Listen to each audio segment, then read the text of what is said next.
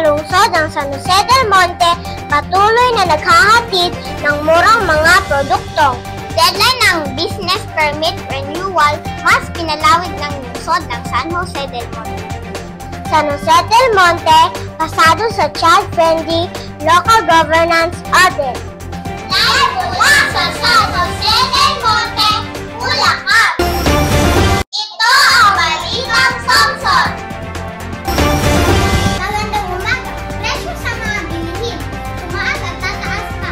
Ilan lang ito sa aray ng mga Pilipino ngayong bagong taon. Live mula sa Tungkong Mangga, tinutukan ni Ross Pulgado. Bagong taon, bagong pagtaas ng presyo. Yan ang aray ng mga San Joseño. Nagkaroon ng pagtaas ng presyo sa mga pangunahing bilhin. Ang dating 70 pesos na talong, ngayon ay 360 na. Samantala, ang sibuyas at bawang na dating 160 pesos kada kilo ay 200 pesos na. Ramdam ni Nanay Gina ang epekto nito. Anya, ang kanyang 200 pesos, konti na lang nabili. Eto, yung 200 ko, ito na lang nabili ko. Dati nakabili pa ako ng kalahating kilong isda. Ngayon, wala na, ito na lang. Sobrang mahal ng bilihin ngayon.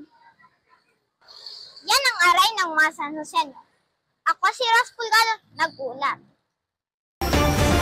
Sa mas magandang balita, 5 araw na lang ay masasaksihan na ng mga Cebuanos ang makulay at maningning na Tanglawan Festival sa Cebu City Sports Complex para sa Sinulong Festival 2025. Ngayong ika-25 taon ng cityhood anniversary at ika-10 taon ng Tanglawan Festival, naging posible ang makaisasayang paglahok ng lungsod ng San Jose del Monte sa Sinulong Festival.